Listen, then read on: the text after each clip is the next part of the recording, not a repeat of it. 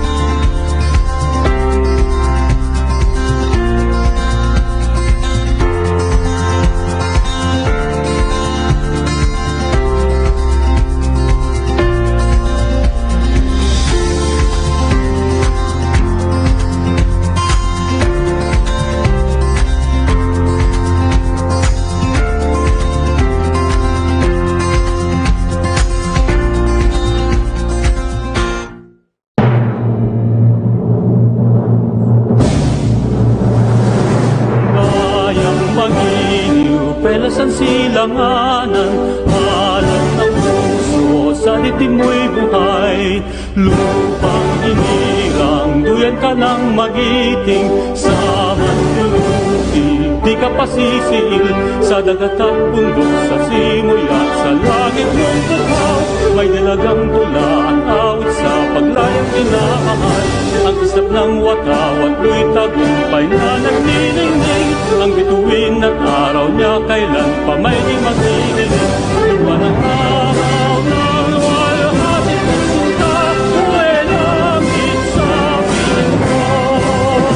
Aming ligaya na pag may mga atis na pumatay ng dahil sa'yo.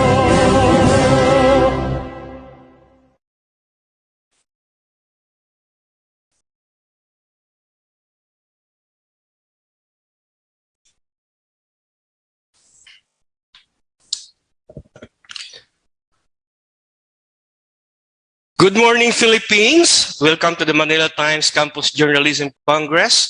It is our pleasure to have you here with us today, our friends, students and their mentors, guests and fellow media workers, both from the Manila Times and other media organizations.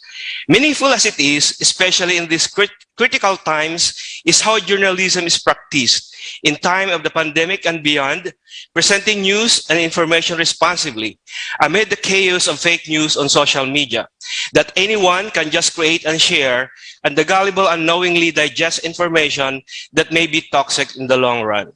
Today, we have around 500 confirmed attendees, making this the largest online gathering for online campus journalism and also the largest digital event for the country's oldest publication, trusted since 1898 and everyone's news source of choice. Truly, this online event is not just national in scope, as we have delegates from Luzon, Visayas, and Mindanao, but we also have delegates from Thailand, led by Filipino teacher Carl Abelar Garcia, with his students from a university in Thailand. Sawas Krab. The Manila Times and Manila Times College, in cooperation with the special partners, Hello Beef, Real Me, and Metalfa, made the staging of this momentous event possible. We would like to thank also our media partners, British Chamber of Commerce Philippines, CCI France Philippines, Davao City Chamber of Commerce and Industry, Italian Chamber of Commerce in the Philippines, Financial Executives Institute of the Philippines, Italian Chamber of Commerce of the Philippines, Management Association of the Philippines, Nordic Chamber of Commerce of the Philippines, Philippine Center for Islam and Democracy, and She Talks. If there is one person among us today who knows how the press works and why it is called the fourth state, it is none other than the Manila Times Chairman, Chief Executive Officer, and Executive Editor. His media career may have started when he attended Benedictine Abbey School in Muntinlupa in the early 1980s. His method on writing showed early while attending Sharpstown High School in Houston, Texas, USA, as assistant editor of the school paper, The Torch. He earned his Bachelor of Science in Journalism degree from Texas A&M University in 1990, where he was editor-in-chief both of the school paper, the East Texan, and the school magazine, The Special. For his outstanding work as campus journalist, he was awarded the Ray Holbrook Memorial Scholarship by the Dallas Press. He then worked as a reporter for the Tulsa Tribune in Oklahoma, USA, covering state and local government, and later stateside issues of the Persian Gulf War. He came back to the country after a stint as Foreign Information Officer at the Philippine Consulate General in Toronto, Canada. And with all his busy schedules, he still finds time to share his knowledge and skills in journalism in various academic institutions, including Thammasat University in Thailand as visiting professor. In March 2020, he was elected chairman of the National Book Development Board, or NBDB. Friends, fellow journalists, dear colleagues, ladies and gentlemen, it is my honor and pleasure to present to you the Manila Times Chairman, CEO, and Executive Editor, Mr. Dante Francis Klink Ang II. Sir? Good morning, Arlo. Thank you for that introduction. I think you need a little updating. I'm no longer executive editor, but thank you for the promotion. But anyway, I'd like to welcome all of you on behalf of the Manila Times. As you know, we consider ourselves a teaching newspaper, which is why we have a weekly session devoted to campus journalism called Campus Press. Arlo, in fact, is the one in charge of editing that section. We are also working on a web version of the Campus Press, and so we're trying to tweak it so that we will have also the capability to share your stories and bring them from your campus to a national audience. So, as you know, the Campus Press is also organizing a series of workshops and events. The last time we gathered, we featured Margo Ortigas to share her writing experience, as well as the Manila Bureau Chief of Agence France Press. Today, we tackle an equally important topic, which is, of course, libel, something that myself and many of our editors are all too familiar with. And of course, we'll also talk about copyright and fair use. For these, I'd like to thank my good friends.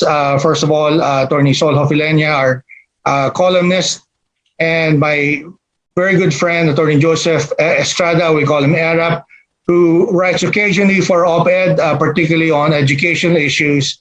And as you know, is also the corporate lawyer of the Manila Times. So he is, these gentlemen are very knowledgeable about the topics that they will present today. And I hope that this will be a productive morning for all of you and a good learning experience, so that you will, I think, avoid some of the pitfalls that many journalists, especially those with little experience, encounter early in their professional career. So with that, I'd like to keep it short. Thank you for joining us today. For those of you who are watching this at a later time, we will be showing this at our on our social media platforms, particularly live, which is the mobile app. We have the Manila Times channel on that. And of course, we have the Manila Times channels on YouTube and Dailymotion. Of course, our Facebook page will also carry the live version of this video presentation this morning. So once again, thank you. And good luck to all of your careers in journalism. And I look forward to seeing you all in the field. Back to you, Arlo. Thank you so much, Sir Klink. Our first speaker in today's Congress graduated from the Ateneo College of Law in 1985.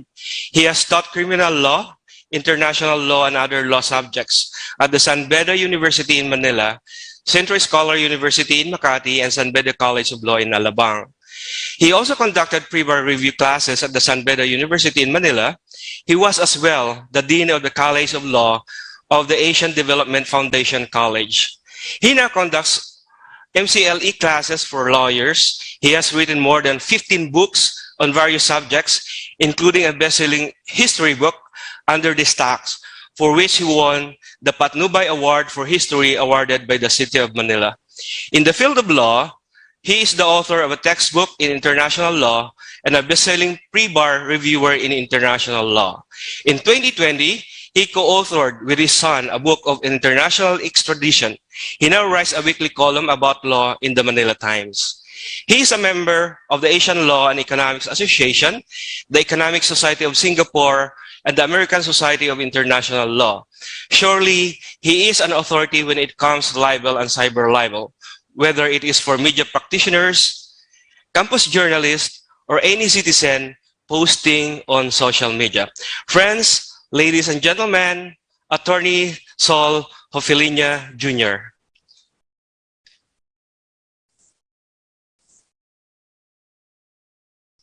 Attorney Sol, we're not hearing you. You're not on mute, but there's something wrong with your mic.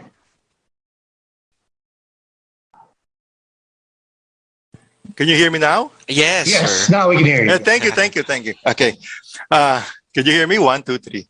Okay. Yes. Okay, that's good. Anyway, good morning. First of all, I would like to thank you, Mr. Klink Ang, for hosting today's seminar. And I would also like to thank today's audience for sharing their time with me. Now, the topic of my discussion is libel and cyberlibel. First, I'll go to libel. Libel is contained in the Revised Penal Code, which is an old legislation passed in 1932. It took effect on exactly January 1, 1932. So it's more than 90 years old and maybe older than your grandmother. Libel. What is libel? Well, libel is the malicious imputation of a crime, vice, or defect, real or imaginary, tending to cause a dishonor, contempt of a natural or juridical person, or to blacken the memory of one who is dead. That is the textbook definition of libel. Okay? Libel is a crime against honor. There are several crimes against honor, one of which is, of course, the most important is libel. But another is oral defamation. What is oral defamation? Well, that's spoken libel. Okay? If you commit an act or a deed, okay, like for example, you slap a person's face in order to shame him, or you push him off a stage in order to shame him, that is called slander by deed. You commit an act. Now, in criminal law, all the elements of a crime must be present in order for the fiscal or the prosecutor to secure a conviction. If an element is lacking, then the court cannot convict. Okay? The person will be acquitted unless there is another crime committed. Like for example, in libel, it may not be libel, but it may be unjust vexation if there is no publicity. Okay? All elements of the crime must be present. The elements of libel.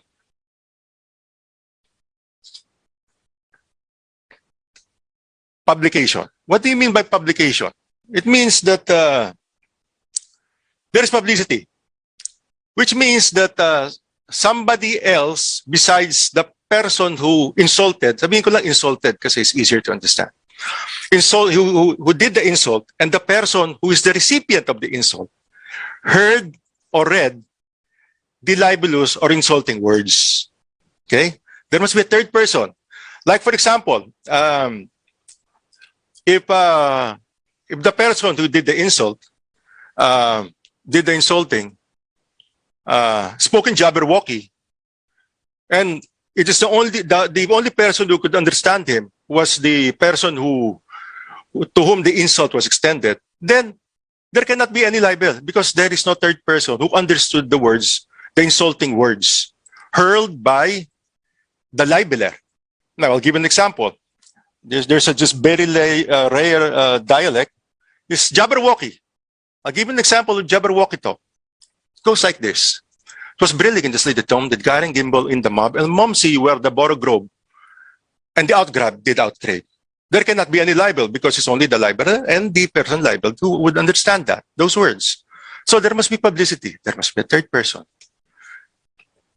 Vice, crime, or defect. The words must refer to a vice, crime, or defect. What's a vice? For example, you're a womanizer. That's a vice. You're a gambler. That's a vice. A crime. You say somebody is a swindler. A defect. You're a hunchback. Or you're a three-eyed moron. That's a defect. Malicious. The words must be malicious. What do you mean by malicious? It's malice. What do you mean by that? It means that the only purpose of the libelous imputation is to destroy the character or reputation of the person libeled. No other purpose. It is motivated by ill will or spite. There's no other purpose for the libelous imputation.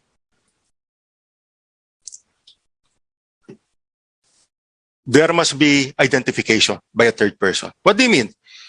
A third person must identify the person who is the victim of the libelous remarks. There's a case involving the late Eli Soriano, the founder of Dating Daan. He called the group of another religious group, I think is the Jesus Miracle Crusade.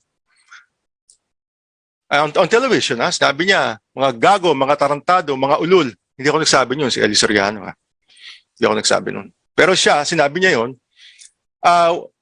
The case went up to the Supreme Court, and the Supreme Court acquitted him. Why?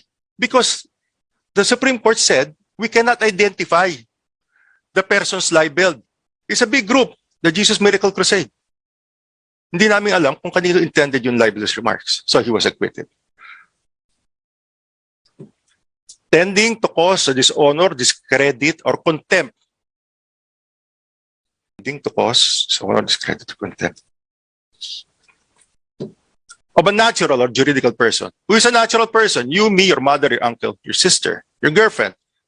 Natural person sila. How about a juridical person? It's an artificial creation of law. A corporation is a juridical person. So a corporation may also be libeled. How about a dead person? Yes. A dead person may also be libeled. Now, there is a problem with dead persons, especially historical personages. For example, I write that Artemio Ricarte was a founder of the Makapili organization. The Makapili organization, according to the Supreme Court decision, mere membership in the Makapili organization during the war is per se treasonous. So what I have written would be libelous if it is not true. Okay. Now, it's true not. He founded the Makapili organization. Mga Makapili, for those of you who do not know, sila yung mga tao na binigyan ng bayong ng misis nila. Tapos, imbis na lagyan ng mga gulay at mga ulam at mga isda o bigas, nilagyan nila 2 butas para sa mata nila, tapos lagyan nila sa ulo nila, tapos nagturo sila ng mga gerilya. Yun ang Makapili.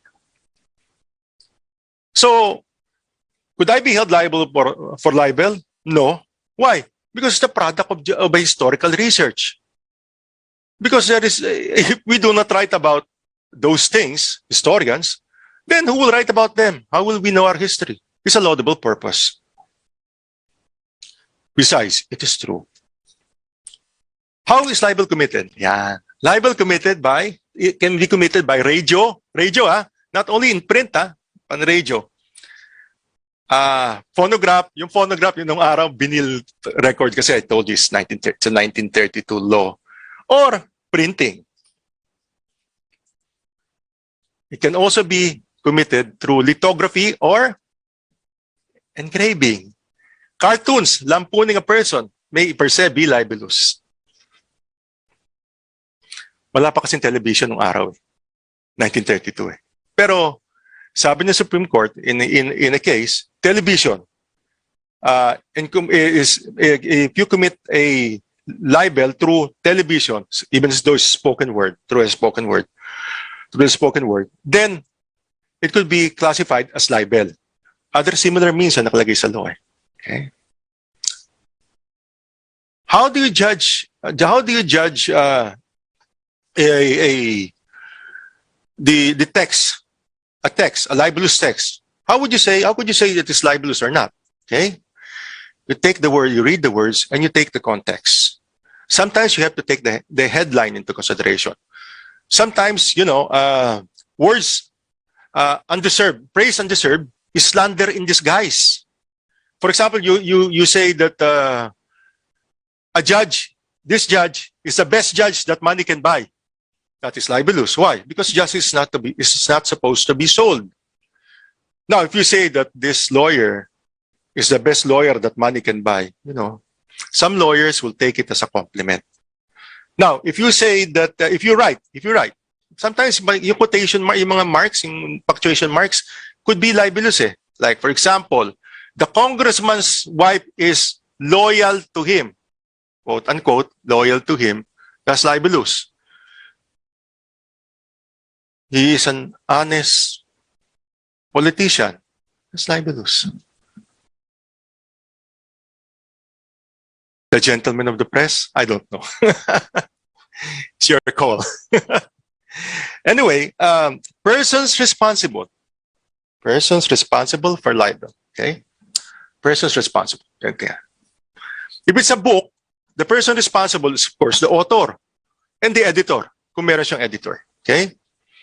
If it's a newspaper of local or general circulation, a magazine or a news daily or a weekly or a monthly newspaper or magazine, the persons responsible for the crime of libel would be the publisher, okay?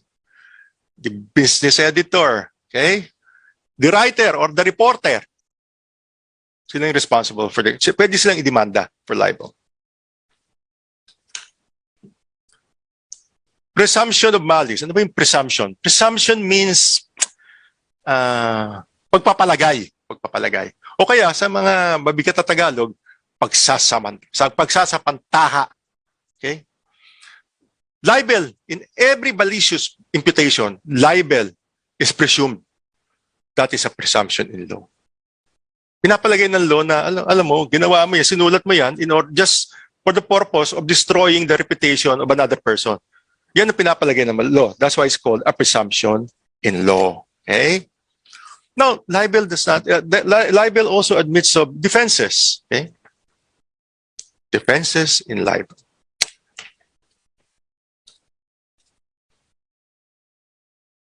Mahirap talaga ganito kasi low-tech eh. Buti lang, hindi pa ako nagpipisara. Absolutely privileged communication. What do you mean by absolutely privileged communication? Absolutely privileged communication.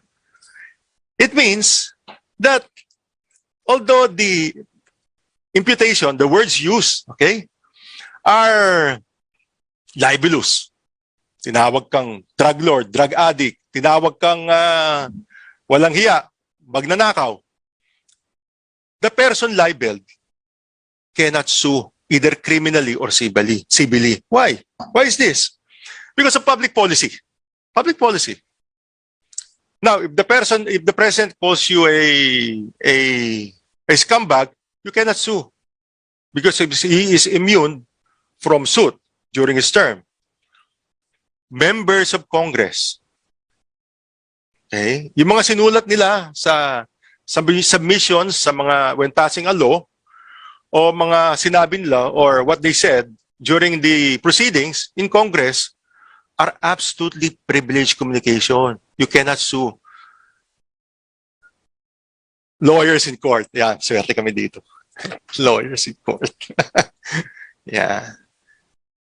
I emphasize court, if a lawyer submits a pleading, okay, pleading or a motion to dismiss or a complaint in court, then, and he calls somebody a thief, okay, he says that Mr. X stole the car, he cannot be sued as long as the subject of the litigation is the theft of the car. He cannot sue me. Why? Because it's absolutely privileged communication. If I ask my witness or a witness says in the course of his cross-examination that, you know, I saw Mr. X steal my car, he cannot be sued for libel. Why? Because that is the onus, that is the reason why the case was filed in the first place. However, if in the trial, you say that, did that stupid, idiotic Mr. X steal your car? Oh. That would be libelous. The words stupid, idiotic, because it does not have any relation at all to the issue in the case, the issue being litigated. No relation. So you could be, the lawyer may be sued. Okay? Official communication. For example, a consul writes a letter to Mr. X in relation to his consular duties, okay? He cannot be sued because that's absolutely privileged communication. Although under the law on consular relations, hindi rin siya pwede mademanda. Pero if it's, for example, he's another public official, he wrote his boss about the activities of Mr. X, the smuggling activities of Mr. X. For example, he's part of the intelligence service of the Bureau of Customs, and he writes the commissioner of the Bureau of Customs and identifying Mr. X as a smuggler. He cannot be sued. Why? Because that is an official communication. Okay? That's an official communication. Another form of privileged communication is the qualifiedly privileged communication or conditionally privileged communication. It means, what does it mean? It means that malice, you could sue, a person could sue, but that person who's doing the suing must prove that malice exists. Ibig sabihin, must prove that must prove that the person who committed the libel was motivated by spite or ill will. And he only wants to destroy the reputation of the person being libeled. He has to prove that. That's very difficult to prove. He must get witnesses, etc. Now, qualifiedly privileged communication. Malice is not presumed. If it is a private communication in fulfillment of a legal or moral duty, for example, I write, I work for a car manufacturer, and I say, one of our employees here is committing theft, and I send that letter to my boss. That is a private communication, qualifiedly privileged. Now, if you want to sue me, you have to prove that I am guilty of malice. Okay? I am motivated by the fact that I just want to destroy your reputation. Report on official proceedings, qualifiedly privileged. Yung official proceedings, di ko na naisulat pero kasama dyan yung legislative, judicial, and other official proceedings.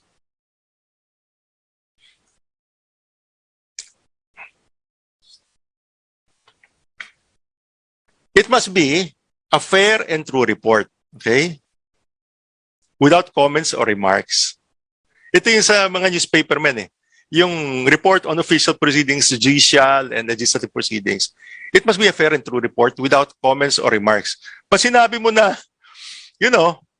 according to Mr. X, who is not even qualified, according to Congressman X, who is definitely not qualified to be a congressman because he spends a lot of money in casinos. That is libelous. That's a report with comment and remark. You commented on the vices of Congressman X. Okay. Acts performed by public officers of their functions. Okay, public officers their functions. Qualifiedly privileged. Mamang polis, ano ba nangyari? Nagbari lang, binaril ni X yung tao Patay. Ayun. Qualifiedly privileged.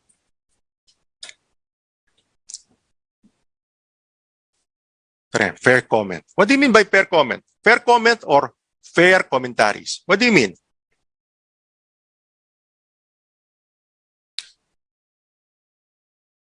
It is criticism directed to a person criticizing his work or function. It must be related to the work or function of the person being criticized. If it's not related, like in the case of Annabel Rama and reporter, si Crispy Permin. If in that case, Annabel Rama was called a swindler, that is not related to her function as an actress. No, you see, it was either Annabel Rama or that her daughter. Anyway, if for example you write that the actress Miss XYZ did not do justice to her role, you cannot be sued for criticizing her work because that's her work. It's an actress because she is a celebrity. Okay, so if you say, however, that that actress who's a swindler and did not do well in their acting job, yung sinabi mong swindler, that is actionable as libel. Oh, the person concerned must be a public officer, must be a public figure. Ano ba yung public figure? Celebrity. Celebrity siya. Or an aspirant to a public position. Kaya marami insultuhan sa ano eh. During the last election eh. And you must prove, and the truth must not be disregarded. Okay? Truth must not be disregarded. Now, is proof of truth a defense in libel? Yes, it's a defense in libel. Proof of truth. A good defense in libel. However, you must show the person who committed the act of libel must show good motives and justifiable ends. Okay? Good motives and justifiable ends. Now, ganito yan. If, for example, the person libeled is a private individual, you cannot introduce proof that this guy, if the defamatory imputation or yung insulto refers to a vice or defect, private individual siya eh. Or even if it's a public person is a person who works in the government, unless it is related to the work of the the government employee. Like for example, he is the treasurer of a municipality, tapos he gambles night and day, and you call him a gambler. You cannot be sued for libel. You could disprove the libel charge by presenting truth as a defense. Pwede yun. Why? Because yung custodian of the municipality's funds siya eh. Tapos he gambles night and day. However, if it's a private individual, iba ang pamantayan yan. Kasi yung private individual, pan nag-gamble siya, eh, pera niya yung ginagasta niya. Hindi naman kaba ng bayan yan eh. So, if you call a private individual or a government employee a hunchback and he thinks he's insulting, then the person who committed the insult may be sued. Okay? But if it's related and he's a government employee, then it's a good defense against libel. How is libel prosecuted? Okay? It's easy. Just go to the fiscal's office, file an affidavit, or get a lawyer, file an affidavit, and the fiscal will say, I think libel has been committed in this case. Then he will file the case with the judge, and the judge will determine whether or not that person is guilty of libel. Now, there is criminal penalty in libel. A person may be fined, or he may face imprisonment, or civil liability may be a judge against that person.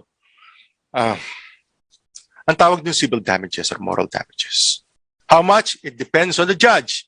I'll give an example. In the case involving Ambassador Alfonso Yochenko of RCBC, he sued Manila Chronicle, and the Supreme Court awarded him damages in the amount of almost 43, almost 50 million, more or less.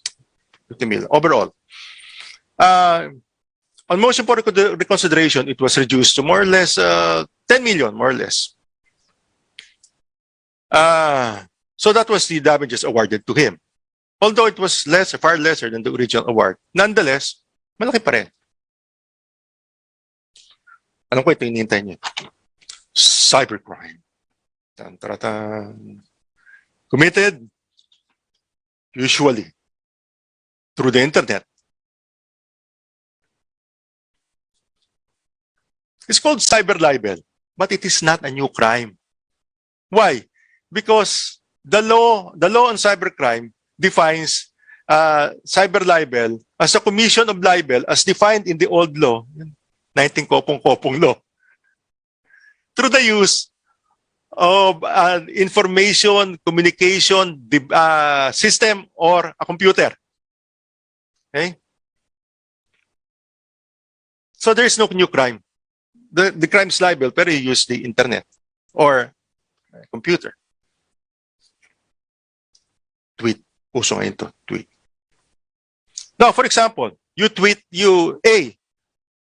post a tweet. Mr. R is a crook. Okay? That's libelous. B receives a tweet and repost it and makes a comment. Wow! Share, like, tapos o kaya may ganun, no? May ganun. Could be held liable for cyberlibel?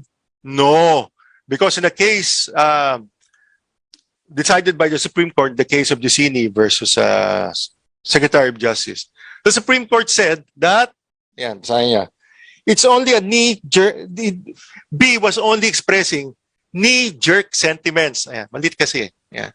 Knee-jerk sentiments. Parang Pavlovian reaction. Okay?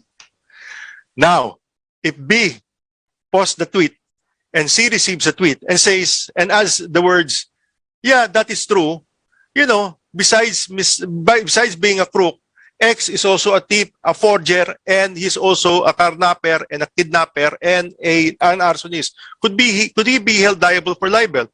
Yes, because he altered the words, the original author.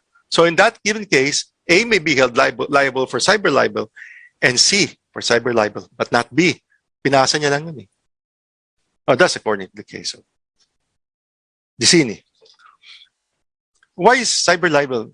How come there's such a brouhaha about cyberlibel and increase in penalty? The penalties increase. Okay? Tumaas ang penalty by 1 degree. Ang tawag namin din sa penalty yun, naging prison mayor. Which means it's more than 6 years and 1 day, more than 6 years. Kasi if it's more than 6 years, ang penalty involved, non-probationable, you have to go to jail. If less than 6 years and you comply with the requirements of the probation law, you may not go to jail and be on probation. Nando ka lang sa bahay mo, nagtatrabaho ka, pero you have to report monthly or weekly to your probation officer. A recent case decided by my good classmate, Justice Kagiwa, just recent, I think it's February 9, 2022. He said, newspapers must be given sufficient leeway. Okay? It's a recent case. Good for newspapers.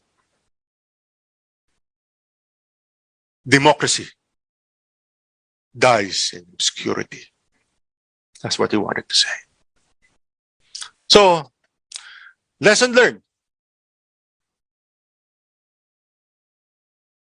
Read and write in Jabberwocky. Thank you. And that is my lecture. I hope I have consumed my entire 30 minutes. Uy, tamang-tama lang, 30 minutes, yeah.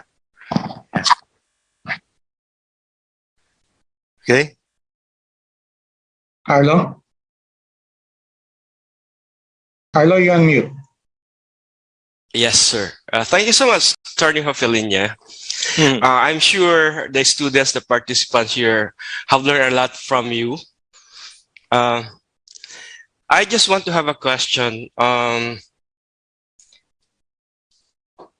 What if there is a video that accompanies the comments, sir?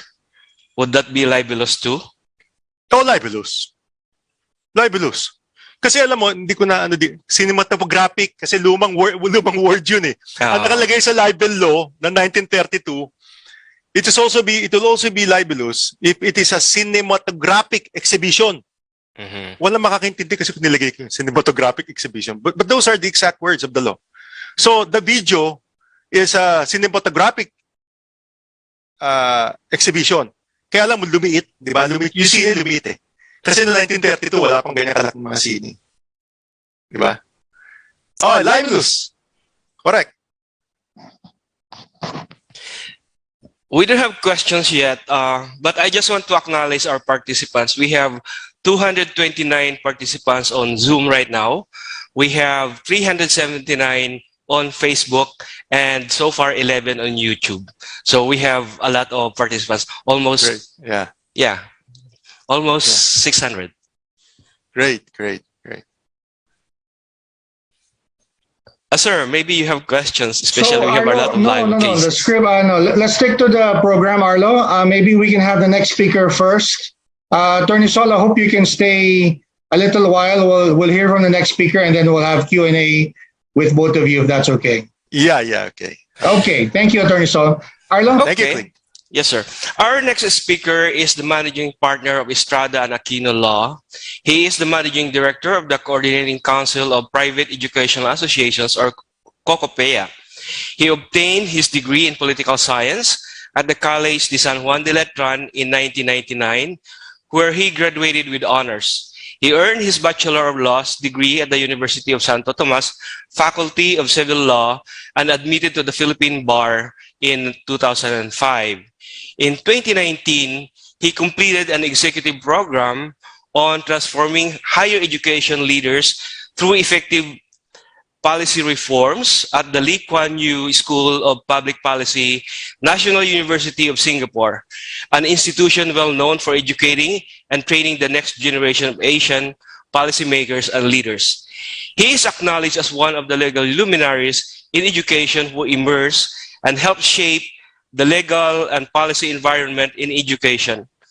A regular resource person of the House of Representatives and Senate Committees on Education, he also regularly represents private education in policy consultations in the Department of Education, Commission on Higher Education, and Technical Education and Skills Development Authority.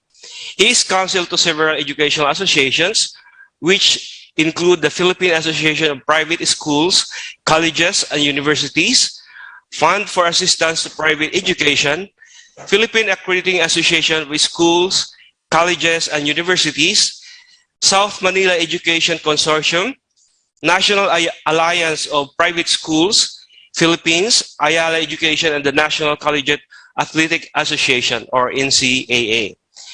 He also sits on the board of several educational institutions, which include Colegio San Agustin in Makati, Don Bosco Educational Center, and Marist College Incorporated, and Center for Educational Measurement Incorporated.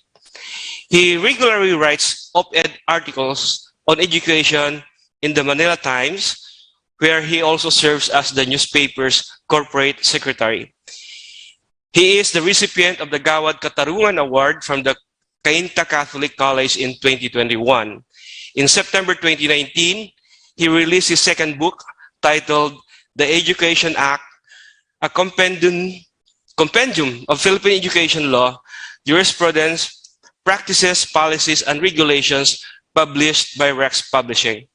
To talk about copyright and copywrong, friends, ladies, and gentlemen, please welcome Attorney Joseph Noel Estrada. Thank you, Arlo, and good morning to everyone. Good morning to all our participants here at the Zoom, and those who are tuned in to their Facebook, to the Facebook pages where we are streaming this lecture, especially, of course, to our educators, to our students, members of the Campus Press. Magandang umaga po sa inyong lahat. I'll now move on to the next topic assigned to me. This is the copyright, no? Basics of copyright. You know, the topic on copyright is not really a very popular subject. And unless you are in the creative industry, no? Or you're a writer, you're a talent, you're an artist, you're a poet, painter, no? Composer. Of course, it's important for you in the Campus Press. No? It's very important. But unless you are in that profession or in that line, I bet you don't have much information about copyright, unless you're, of course, taking up law.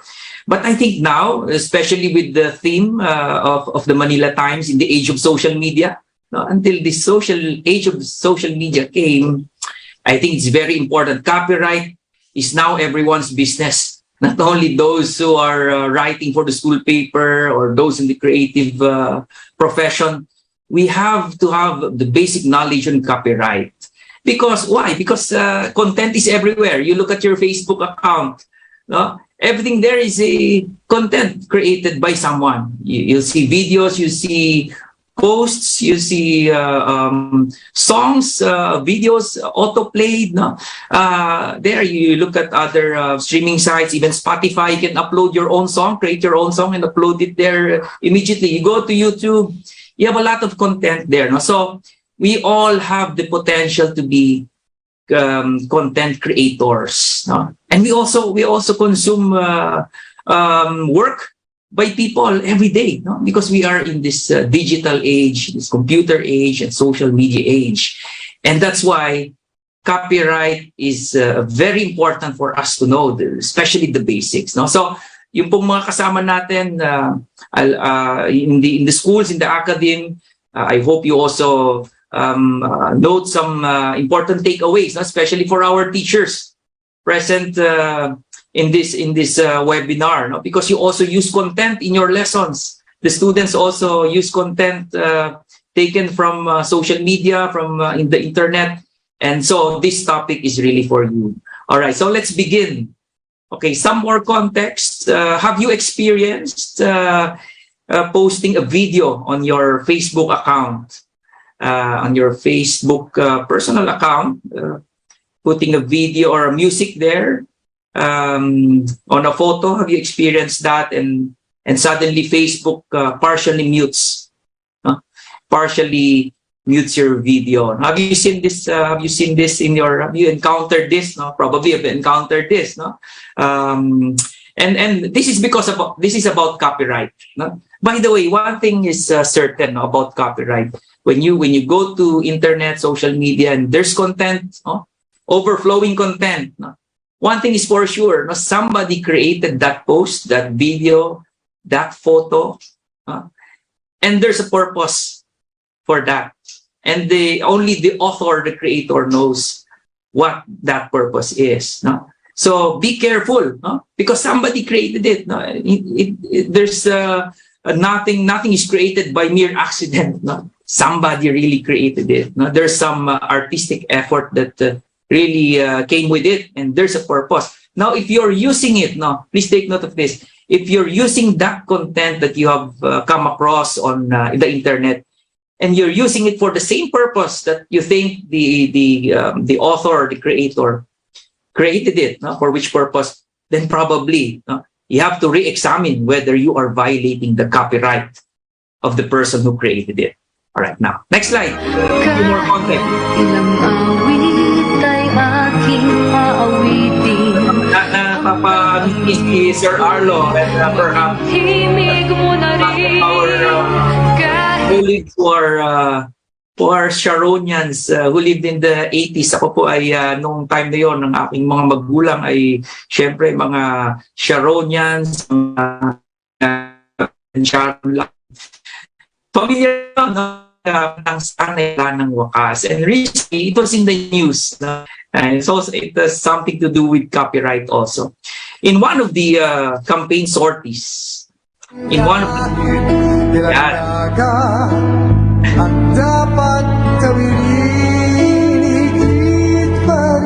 And there's in one of the campaign sorties recently, there's Attorney Sal Panelo na sang a few lines. I think a song, yeah, no, in one of the campaign sorties, Attorney Sal Panelo sang the same song sang by Sharon Cuneta, Sana'y Wala ng Wakas, composed by Willie Cruz, a known composer, I think the late Willie Cruz. And because of that, Miss Sharon Cuneta took offense and called out Attorney Sal Panelo publicly. Sabi niya, took offense. Sabi niya, parang ano daw yon, it's an insult. No? Not her own words, but she's trying to recall her exact words. Pero sabi niya to the effect that sabi niya it's an insult to the song and to the composer. No? And then Attorney Sal Panelo replied also publicly, and he said that he was only paying homage to the late Willie Cruz and to the singer Sharon Cuneta, and that he was not profiting from it. He's also not trying to get elected by singing it in public. And then he said he's just singing it to entertain those people who attended the rallies, and that he said he asked permission from Viva Records, the one who published the music, and Viva confirmed that he can sing it. No? So end of case. No? Wala namang copyright infringement. But you see, no, baka di lang natin napapansin, copyright is really very relevant. It's happening all the time. No, any issue on copyright. Next slide, please. Now, well, kung fan nga kayo ng mga Sharon Cuneta movies, there's something about being a copycat. No? I'm sure maraming gumaya ng linya na ito. No? Kung feeling nyo kayo ay ginagaya. No? This famous character of Miss Sherry Hill, si Lavinia Arguelles. No? Pasensya na sa mga ating mga millennials. Ha? Tanungin na lang ninyo yung parents niyo about it. No?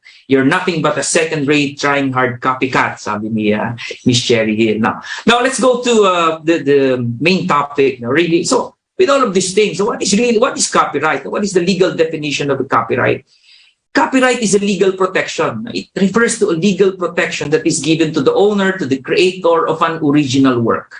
It is a legal protection, okay? From the moment of its creation. Now, from the moment you create something, a literary or an artistic work, whether it's a song, it's an article, it's a story, automatically you are given copyright.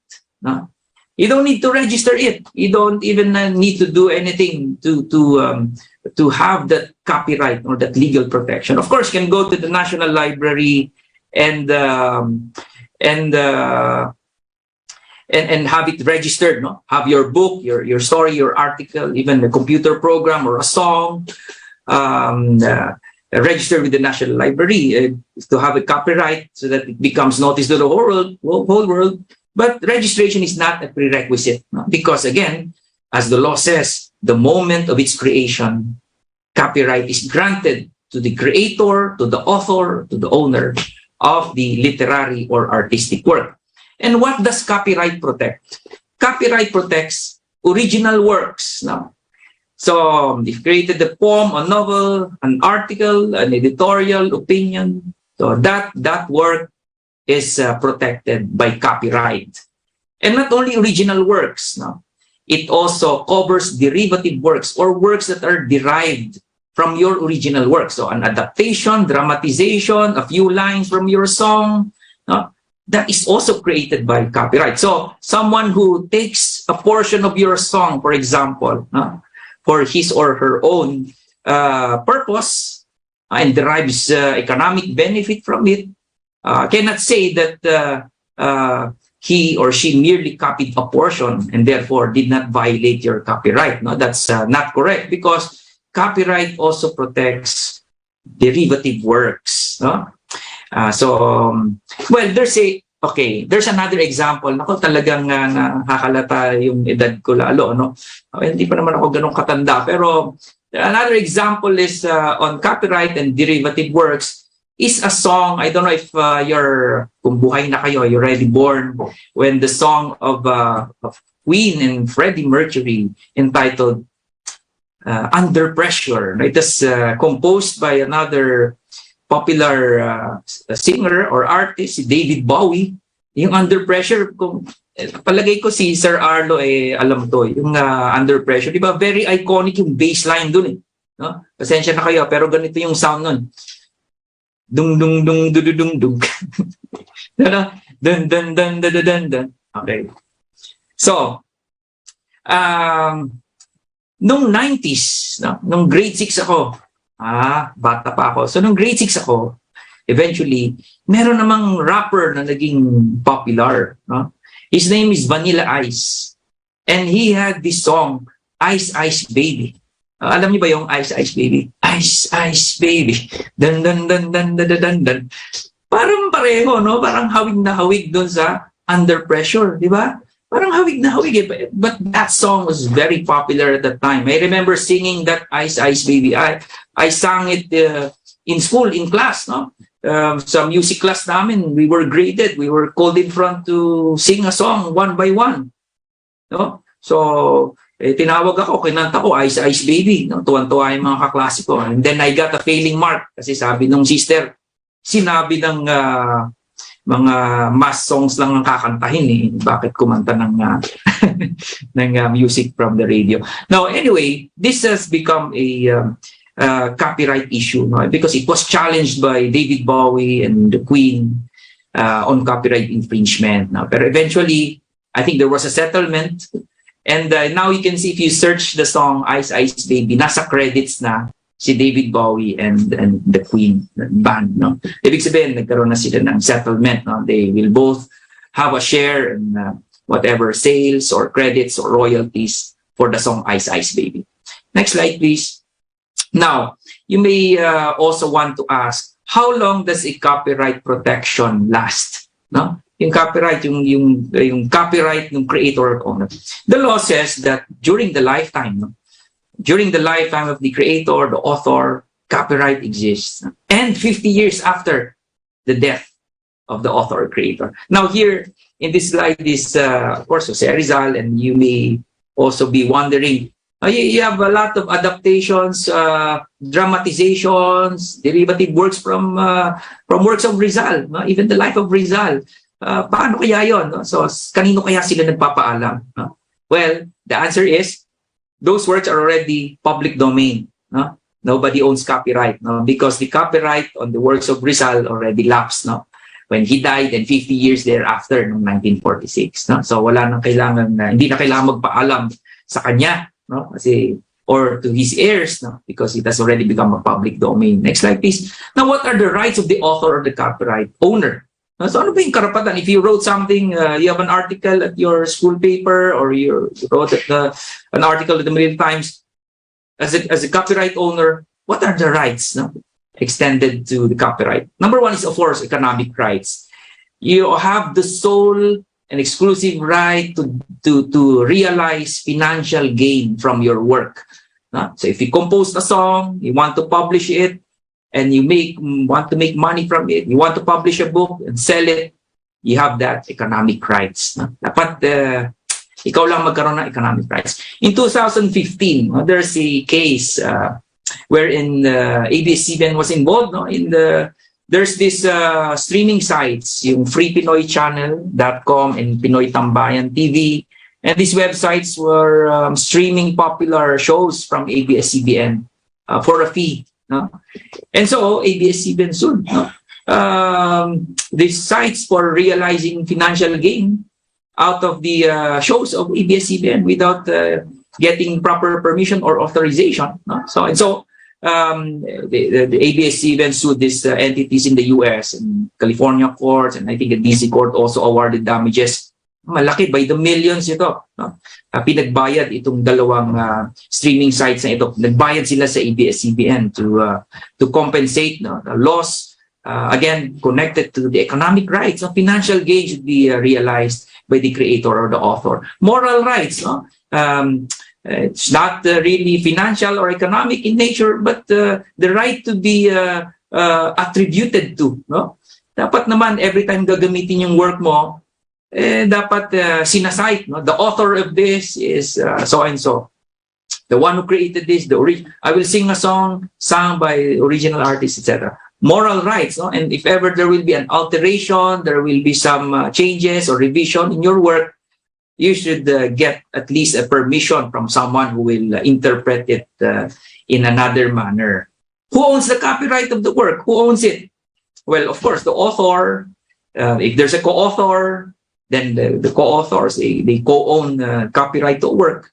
Now, there are also some more manifestations here in terms of, for example, an employer, no, doing some creative stuff, no, in the employment. Halimbawa, yung mga teachers, no, at mga nasa schools, halimbawa, gumawa ka ng logo or gumawa ka ng libro, no, in the course of your employment. Who owns the copyright, no, to your work? So the rule is also provided in the Intellectual Property Code. No? Next slide, please. As can be, well, of course, merong joint authorship din. Pwede pala kayong, you can agree, no, with your co-authors and other people, even corporations, you can share in the copyright. Okay, now I was talking about copyright in relation to employment. No? So, sino may-ari ng copyright of a literary work or artistic work? Okay, the rule is it pertains to the employee. Yung employee yung may-ari. If the creation of the object, the employee, if the employee uses the time, facilities, and materials of the employer, and it is not part of the regular duties, hindi part ng job description niya, pero ginawa niya yan, and the product is the creative or artistic work. Now, it pertains to the employer. Yung employer may-ari ng copyright if the work is the result of the performance of his regularly assigned duties. Unless, of course, there is a contrary agreement or stipulation in the employment contract. Next slide, please. Commission work. Commission work, halimbawa, sabi mo, you approached a popular artist, no, painter. Sabi mo sa kanya, can you create a painting, no? And halimbawa, sabi mo nude, no? Yeah, I have a nude painting of me, no? Ikaw na bahala kung anong posing, basta dapat hindi malaswa, no? In other words, it's a commission work. I'll pay you money, you do a painting of me with your artistic view, no? Basta hindi malaswa, pagandahin mo, no? Ngayon, sino may-ari ng copyright, no? The copyright, of course, pertains still to the painter, yung artist, but the commission work, of course, will belong to you. Yung nagpagawa sa kanya yung painting, no? Sa'yo yung painting kasi ikaw nagpagawa ng painting, pero yung the copyright to that work, no, pertains to the painter. So hindi ka pwedeng sabi mo ayoko to or gusto kong baguhin yung painting, papapaint ko na lang sa iba, pero kokopyahin yung kung anong sinabing posing ko at saka yung idea, kokopyahin. Hindi pwede yun, no? Otherwise you will violate the copyright, no, of the painter or the artist. Next slide, please. Now, audio-visual work, no? Audio and visual, music and photos. Ang dami nito sa Facebook, ang dami nito sa internet. Can you just get any material there and use it for your own purpose, no? Probably, chine-check lang ninyo kung makokopya, ibig sabihin pwede. Kung hindi, ibig sabihin it's not allowed, it's protected by copyright. That is a poor test, no, of copyright, no? Because even if you can get it for free, it doesn't mean that you're not violating copyright. Now, let's have this example. This is a real example, a copyright infringement issue, no, in the US. On your left, no, on the left of your screen is the original photo of former President Barack Obama. Now, this photo was taken by a freelance photographer of the Associated Press. And a black and white version of this photo came out, no, in the Associated Press. And that photo is very iconic. No? Actually, kung si-search mo si Barack Obama sa images, chances are marami kang makikitang photos na ito ang gamit. No? Now, because of this, no, another photographer had an idea. Yung black and white photo na yon, ginawa niyang multicolored and attached certain words that are associated with Barack Obama, like hope, change, and these photos also became very popular. It was reduced into stickers, car plates, T-shirts, no, itong nasa right, no, this very photo became very popular. Nagkaroon ng mga vinyl stickers of this, no, and he was realizing profits from it. Kumikita siya, no, dun sa photo na ito na ginawa lang naman yung colored, but a photo taken by someone else, no? And so the original photographer who took this photo of Barack Obama reached out to this freelance photographer to say, I think you are violating my economic rights. I think there's a copyright infringement here, no, without my permission. And so there was settlement.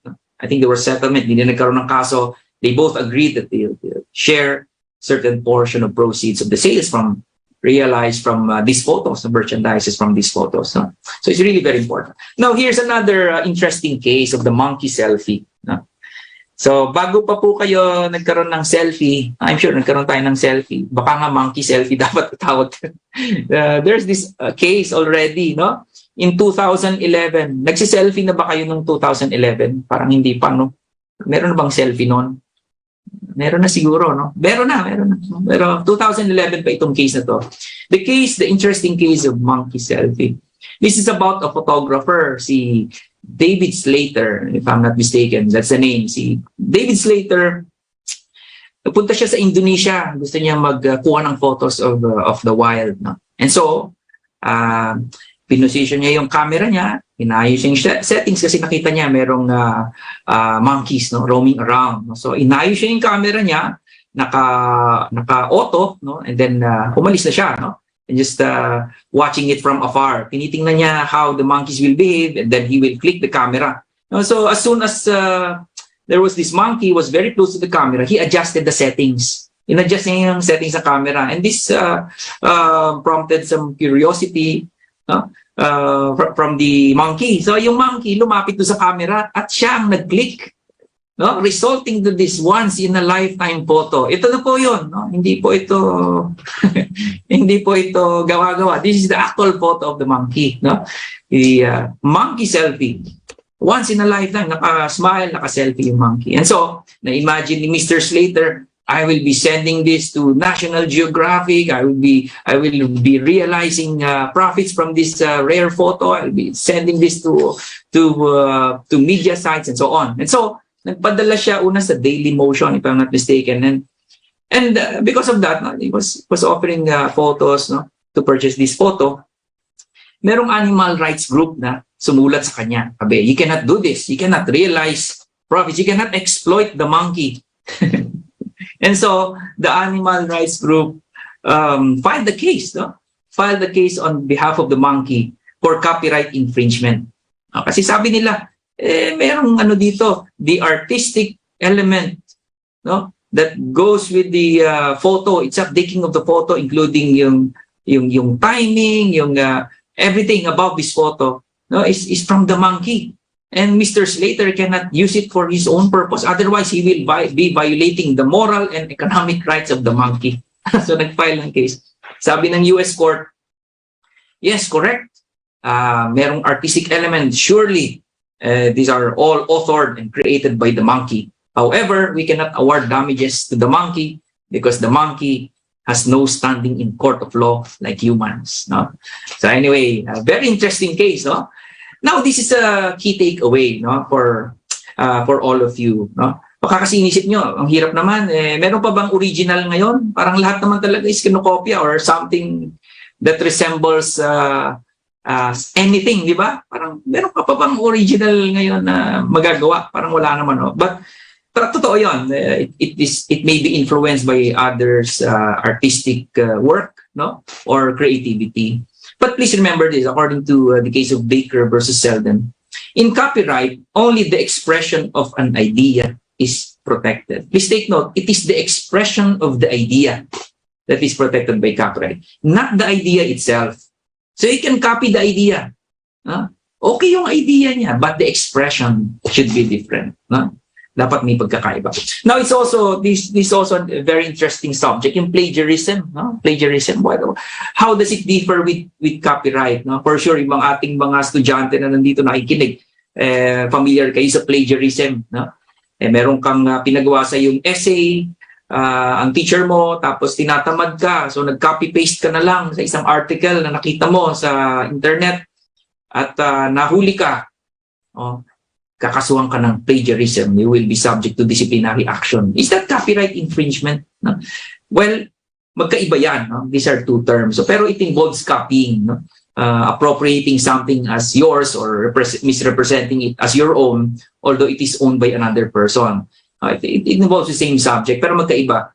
Plagiarism is more of an ethical issue, no? Moral issue, ethical issue. Kaya pagka ikaw ay nahuli ng plagiarism sa school, or sa employment mo, ang result yan may either be dismissed from your employment kung ikaw ay teacher or faculty, baka ano yan, academic dishonesty, or ikaw ay estudyante, babagsak ka sa thesis mo or sa work mo, pero hindi ka naman makukulong. So iba naman yung plagiarism, iba rin yung copyright infringement. And copyright infringement involves a legal issue. By the way, to avoid plagiarism, you just need to cite your source and the original author, or you quote the person who made a statement that you are using. Hindi ka na ma-charge ng plagiarism because there is already attribution. Sa copyright infringement naman, again, it involves a legal issue. There are certain grounds for you to be made liable for copyright infringement kasi copyright infringement is a crime. Pwede kang kasuhan, may kulong yan. First offense, 1 to 3 years. Second offense, 3 to 6 years. Tapos may fine din yan, 50 to 150,000 and 150,000 to 500,000 or 300 to 500,000 ang penalty for the second offense. Now, in copyright infringement, yung attribution may not be enough. No? Kahit na sinite mo yung source mo, pwede pa rin magkaroon ng copyright infringement.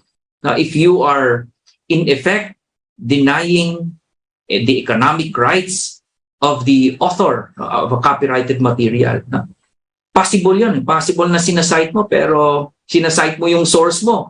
Pero you have substantially copied the original work in your own work for the same purpose, no? And you are deriving money from it. Kahit isite mo pa yung source mo, no, yung original work, pwede ka pa rin magkasuhan ng copyright infringement. No? That's how copyright infringement works. So again, it's a legal issue. Plagiarism is more of an ethical issue. All right. And by the way, if it's a criminal case ng copyright infringement, syempre, mataas ang quantum of evidence. Dapat proof beyond reasonable doubt. Merong malice. No? I remember there's a case, baka yung mga kasama natin sa Manila Times sa tatanda nito, merong news sa ABS-CBN na pinalabas sila, yung video, international video, they took from Reuters, andun sa news program ng ABS-CBN. Lumabas on the same day or the following day sa GMA News naman, using the same video that was shown in the news program of ABS-CBN. And so, the ABS-CBN filed a case of copyright infringement against certain reporters of GMA. No? So, sabi naman nun, I think kinuha yun sa Reuters, merong CNN permission, yung GMA, hindi nila alam na gano'n. So, but I think last year, 2021, the case was dismissed by a regional trial court, no, because of failure to prove, no, beyond reasonable doubt that there was copyright infringement. So baka baka maging civil case, no. I'm not sure, but I read in the news na gano'n na nangyari, no. So sometimes even if you cite the source, no, it's not enough for you to escape copyright infringement, no, or liabilities under the law, whether it's criminal or civil. Now, to avoid this is very important, no? So we come to the next portion, which is fair use. No? How do you avoid copyright infringement if the use is or falls under fair use? No? Wala kang aalalahanin. So what is fair use? Under the law, it is defined as a privilege to use a copyrighted material in a reasonable manner, even without the consent of the copyright owner. Because you're copying it for the same ideas but in a different expression. No? So here are examples of fair use. If you use it for criticism, for comment, for education purpose, among others, you fall under fair use. No? Please take note, classroom use, education. Huh? If you are using copyrighted material for education purposes, that falls under fair use. Hindi ka pwedeng kasuhan ng copyright owner. All right, let's look at the tests. No? When does it fall under fair use? No? There are four. No? There are 4 items here that you need to watch out for. No? To know whether what you will do falls under fair use or not. No? If it's not under fair use, you become liable for copyright infringement. Number 1, the purpose and character of use. No? Second is the amount and substance that you have copied, the nature of the copyrighted work, and the effect on the market. Please take note of these 4 considerations for fair use. Number 1, yung purpose and character. You look at the copyrighted material. No? What is it for? What is it for? Now, if you will use the same material for the same purpose, hindi fair use yan. Hindi fair use yan. Dapat mag-isip ka ng sarili mong, gumawa ka ng sarili mong material if it is for the same purpose. No? But if it is a transformative work, no? Katulad ng sinabi ko kanina, transformative work like a satire, parody, criticism, education purpose, news reporting, fair use yan. No? Halimbawa, ni-report mo, halimbawa, ginamit mo sa classroom, literary work. No? Is that fair use? Yes. Because you are not using it for literary purpose or selling books, but it is for the purpose of discussing it in class. Fair use yun. No? So take note of the purpose and character. So no, nature of copyrighted work. Look at the work. If it is highly creative, no? Tinignan mo yung work, it involves a certain process. It's unique. It's an artistry. Huwag mo nang gamitin. Baka may iba ka pa naman pwedeng gamitin na example or pwede mong kopyahin. Kasi it is likely that it's covered by copyright, protected by copyright. Amount and substance, the more you copy, the more you run the risk of being charged with copyright infringement. Kung kokopya ka, mag-cite ka ng konti lang from a book, huwag mong kopyahin yung buong chapter. Because otherwise, it will not fall under fair use. No? Effect on the market.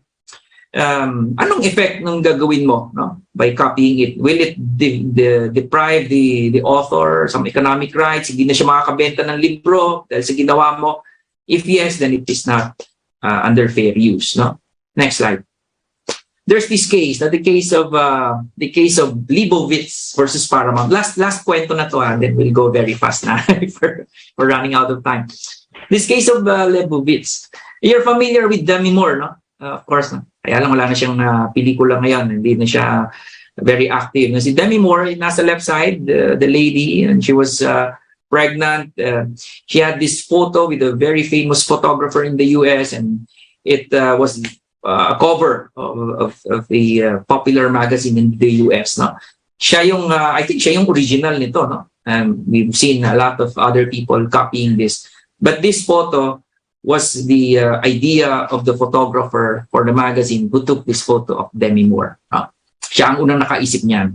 And then suddenly, there's this actor from the Naked Gun movie, si Mr. Nielsen, out of a parody or satire, post the same as Demi Moore for the movie with his big stomach and published it. And because of this, there was a challenge in copyright. Sabi nung photographer ni Demi Moore, dapat magbayad sila sa amin because Mr. Nielsen used it for the promotion of his movie and realized proceeds from the sales of the movie. And so therefore, we should have a share in that.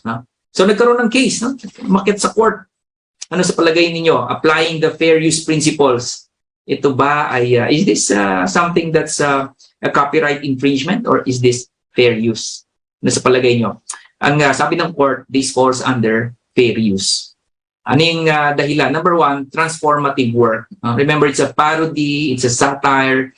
It's for a different purpose. It's also for a different market, di ba? And sabi ng photographer, it closely resembles, parehong-pareho doon sa ginawa ko eh. Sabi ng court, ganun talaga. You're doing a parody, it has to be very close to the original. But it's also obvious to the public that this is a satire, this is a parody. Transformative work, it also does not deny you from your intended market. This is for a movie, that's for a magazine, etc. Now, let's look at very quickly some fair use scenarios para sa ating mga educators dito. No? So, let's have a test from the 4 factors that I've mentioned. Let's see whether you can answer this if it's a fair use or copyright infringement. A literary article for classroom use. A teacher copies one article from a magazine for distribution to the class. Is this fair use or copyright violation? The answer is, it is fair use. No? Because it is for education classroom purpose. Unless yung class nyo is public, no? Naka-broadcast, naka-stream sa public. No? Hindi na fair use yun. Next, a teacher who has a vlog or a website copies a copyrighted material, posts it in the web page. Is this copyright violation or fair use? The answer is, it is an infringement, no? Because the web page is public. Next, textbook copying. Ako, ito, maraming guilty rito. You photocopy the entire book in Dapitan or in UP. No, yung mga photocopy, cover to cover. No? Is this fair use? Or if it's for your personal use, okay lang. It will not affect the market. It's for your own use. Pero if you start telling the entire class that you can have, if you don't want to buy the exact book, you can just photocopy my copy. No, reproduce it for the entire class. That's a copyright violation. No? Next slide, please. Copying classic work of art. A teacher copies a Shakespearean play from a book compilation. Is this fair use or copyright infringement? The answer is, it is fair use, no? Because Shakespearean plays and other works by Shakespeare are now matters of public domain, naglapse na yung copyright dyan. Obviously, for obvious reasons, napakatagal na. For personal use, a teacher wishes to make a copy of an article from a copyrighted periodical for her files to use later. Is this copyrighted or this falls under fair use? The answer is it falls under fair use because it is for personal use. Next slide, please. A film or movie. May mga teachers na nagpapa-film showing sa class or during breaks kahit online. Is this fair use or copyright infringement? Answer is fair use because it is for education purposes. Unless the teacher collects admission fees. Manonood tayo ngayon ng Maverick movie. Bago pa malabas sa cinemas, papalabas ko na sa klasiko. But you have to pay per head. Di copyright infringement yon. Kakasuhan ka ni Tom Cruise. Classroom presentation. A teacher or student prepares and gives presentation. The presentation has photos, etc. that are copyrighted. Is this fair use? The answer, of course, it is also fair use because it is for classroom presentation. Next slide, please. Altering photos. May gusto kang ilagay sa PowerPoint presentation mo. You took some photos in the internet. You altered it. Again, for classroom presentation, are you susceptible? Are you opening yourself to copyright challenge or infringement? The answer is fair use. No? It is for classroom presentation. Next slide, please. Using copyrighted music. Of course, again, if it is for education purpose, then that also falls under fair use. No? Next slide, please. In distance learning, especially now, a lot of our teachers use copyrighted text, video, audio, and photographs. Is this allowed? Is this under fair use? And obviously the answer is also yes. No? It falls under fair use because it is for education purpose, except if you are streaming it live in public streaming sites and you realize profit from it. You have to ask permission first. No? Now, before I go to the next or the last two slides, naalala ko lang bigla, para lang siguro mas ma-appreciate, ma-visualize ng ating mga estudyante. Not on distance learning, but in general, yung fair use. Maraming you see a lot of content creators now. Punta ka sa YouTube, may mga vloggers, di ba? Meron doon games. Meron silang, they analyze games, they criticize games. Pinapakita yung mga games mismo. They play it. Diba? And they say something about it. They criticize, they play it online. Pinapakita doon sa YouTube. Yung iba naman movies. They play movies there and they provide some criticisms. They analyze each portion. So showing a substantial portion of the movie.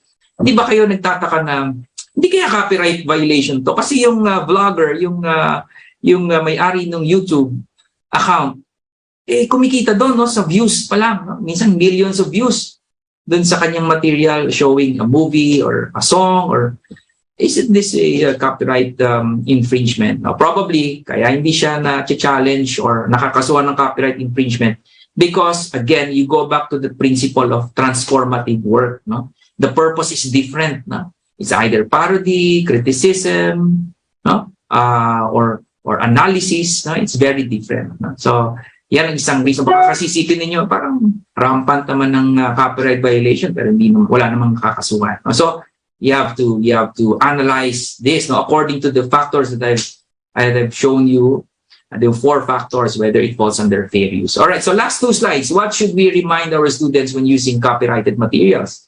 Materials found on the internet may be protected by copyright even if there is no copyright notice. Please remember that. You should use proper citations. I-cite mo yung link where you got it. Kung napansin niyo sa slides ko, may mga link na where I got it.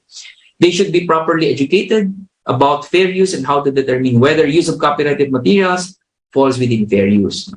For our teachers, employing copyrighted material in your lessons, educators should choose material that is germane to your topic, using only what is necessary for the educational goal or purpose for which it is being made. In some cases, this will mean using a clip or excerpt only.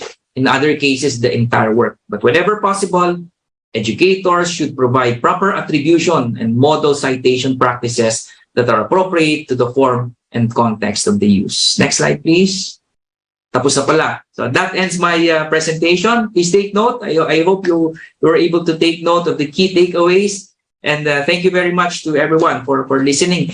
Pwedeng, Arlo, before we go to the Q&A, papaalam lang ako, baka pwede kong i-promote. Anyway, just want to take this opportunity with our educators. Baka merong sa inyo ng mga schools na gusto nang umattend ng in-person lectures. With me, of course, is Professor Dante Klinkang. The seconds, kasama ko siya sa POP School. And POP School is, together with PAC, will be holding a lecture, in-person hybrid lecture. Meron sa Baguio. So those who are interested, March 30 po ito. You can register at this link. Or you can also check my Facebook page and the Cocopea page if you want to attend. So again, maraming salamat po. Thank you very much. And magandang araw po sa inyo lahat. Okay, thank you so much, Attorney Estrada. So I'm sure our students, their mentors have learned a lot from you today. And of course, we hope that the students, the campus journalists, they could bring these learnings to their career when they pursue journalism, or make it a guide in any endeavor that they want to pursue. Now, again, we would like to thank our partners and our sponsors for this, Hello Beef, Realme, Metalfa for making the staging of this momentous event possible, and also our media partner, that's the Manila Times TV, as well our organization partners, British Chamber of Commerce Philippines, CCI France Philippines, Davao City Chamber of Commerce, Italian Chamber of Commerce in the Philippines, Financial Executives Institute of the Philippines, Management Association of the Philippines, Nordic Chamber, She Talks, and also the Philippine Center for Islam and Democracy. I think we now have some questions from our before audience. we get to those, Arlo, maybe we can ask a few before we ask from the audience. By the way, if I can encourage everyone to use the Q&A feature on Zoom rather than raising your hands, I think it would make for a more orderly Q&A session. So first of all, thank you, Attorney Sol, Attorney Erap, for sharing your time and knowledge with us this morning. So while Arlo is gathering those questions that he will read in a while, let me just ask you a few. I wanted to ask about how much American jurisprudence influences Philippine law. Of course, you guys are the expert, but I seem to notice that whenever there are gaps in Philippine jurisprudence, there was, at least in the past, occasion to cite American legal stare decisis. And, one in particular is interesting, is about libel.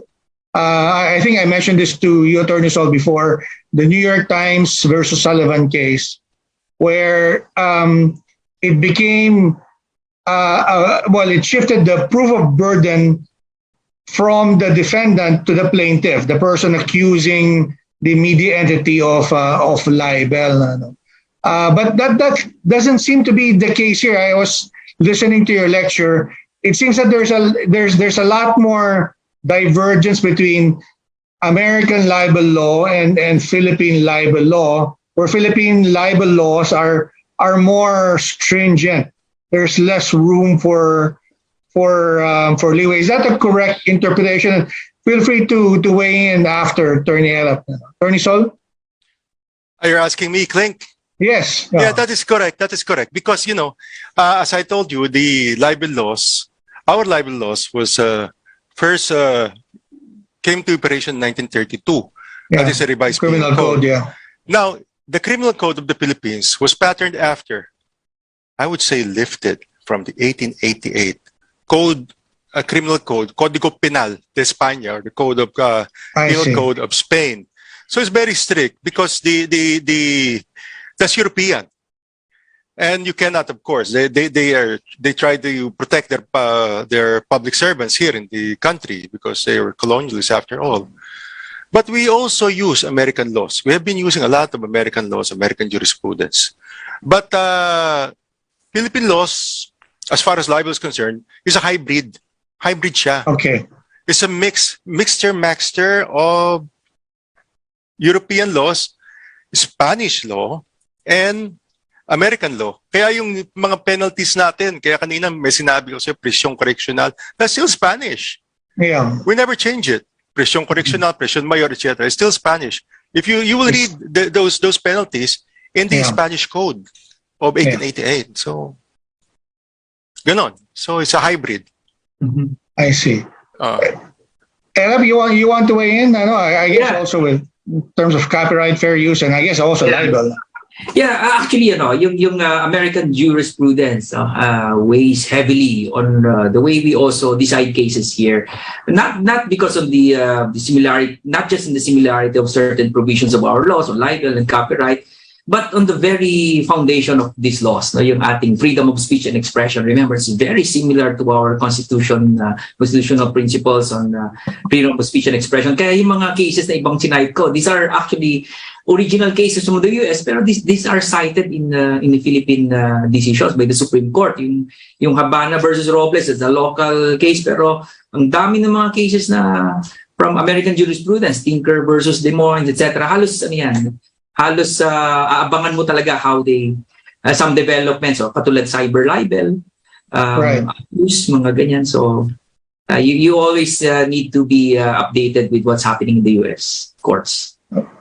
Okay. Let me ask one more follow-up before I ask. I'm sorry, Attorney Sol, you're going to say something? Yeah, yung mga laws natin, marami luma na katulad ng Revised Penal Code.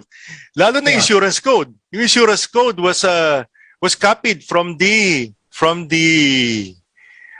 Insurance Code of California of the 1900s. Insurance Code of California, 1900, 1903, ganun. Luma na.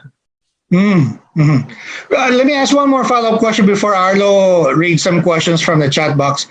I want to ask about the presumption of malice, which you mentioned earlier, Tony Sol. That seems to be a point of divergence between Philippine law and US law, particularly with the case of New York Times versus Sullivan. Correct. Could you expound on that? Because even your example of caricatures or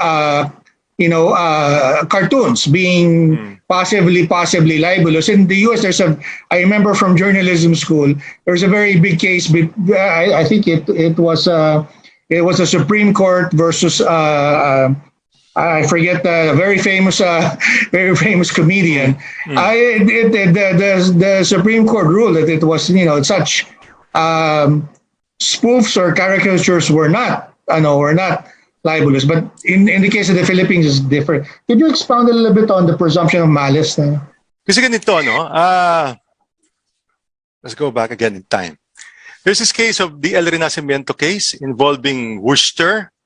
There's a case of libel which Dean Worcester, an American scientist and triple officer, filed against Ocampo and Lope Casantos and Teodoro Calao.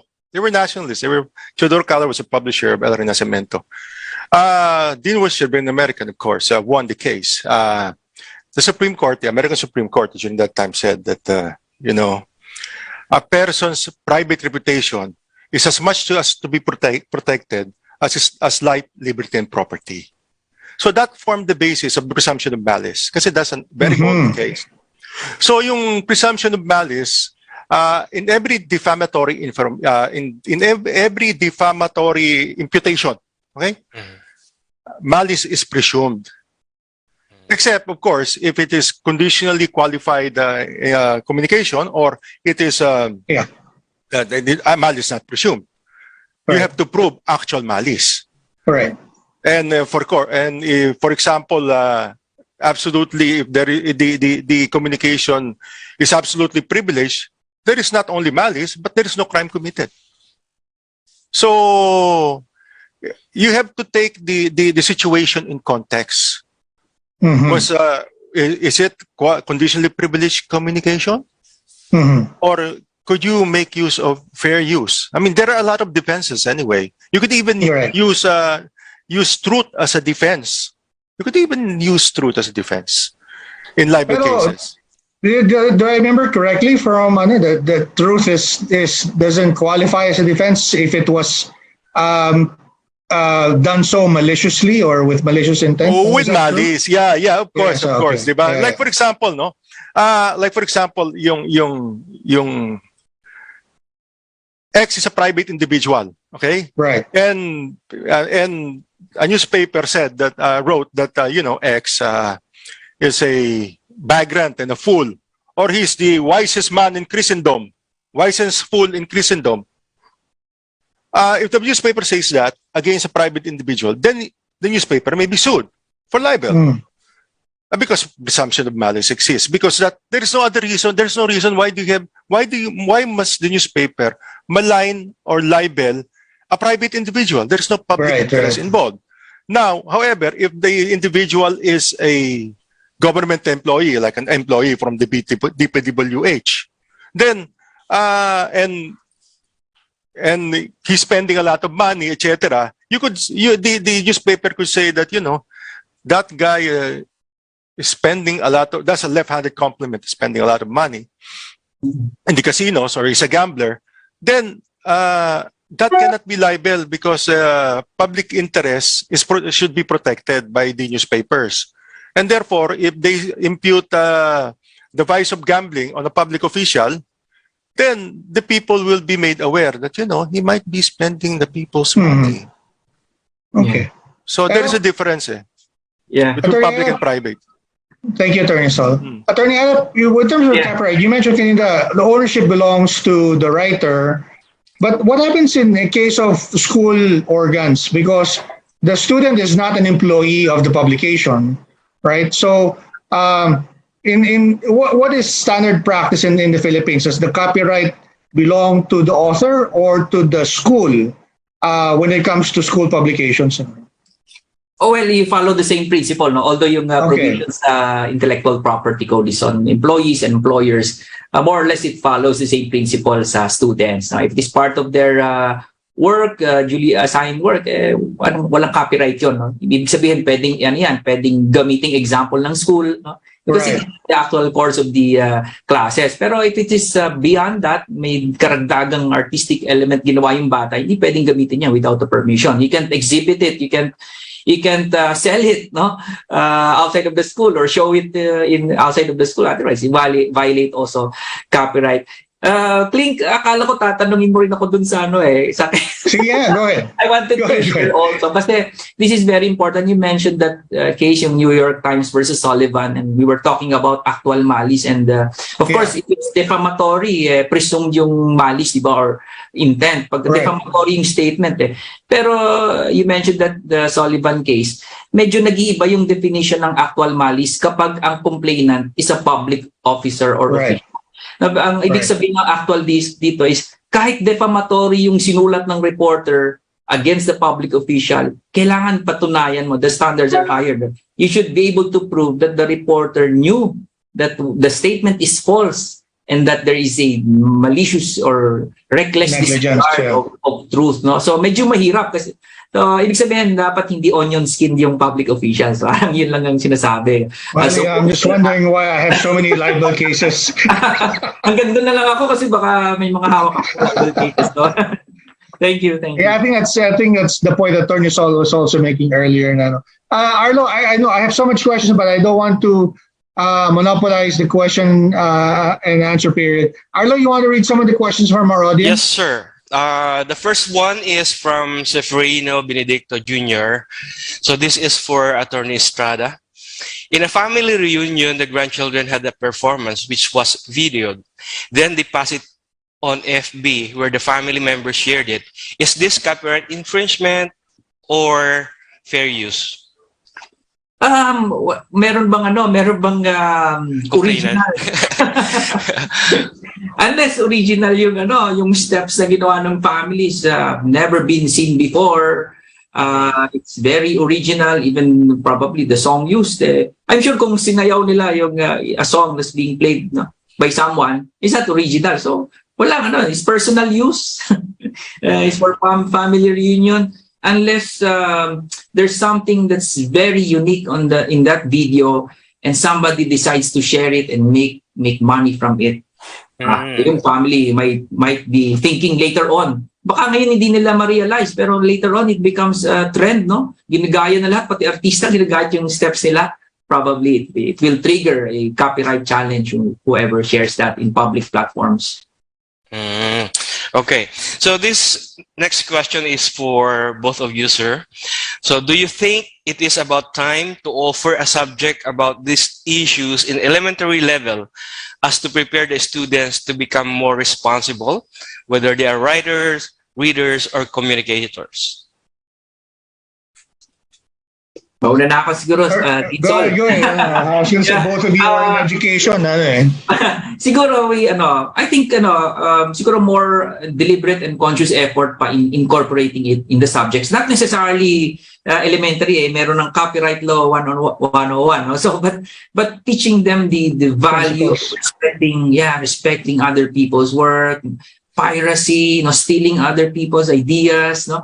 So dapat umpisa pa lang, i-incorporate it na. Yun pa lang, yung di ka nangungopia sa exam, di ba? That's already training you, no?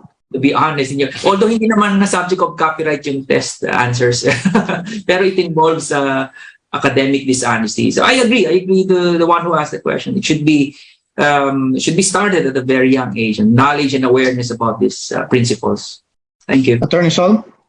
I think it should stay in law school because it's such a difficult subject to study. So, ang law school, you have to finish a college, tapos law school pa yun.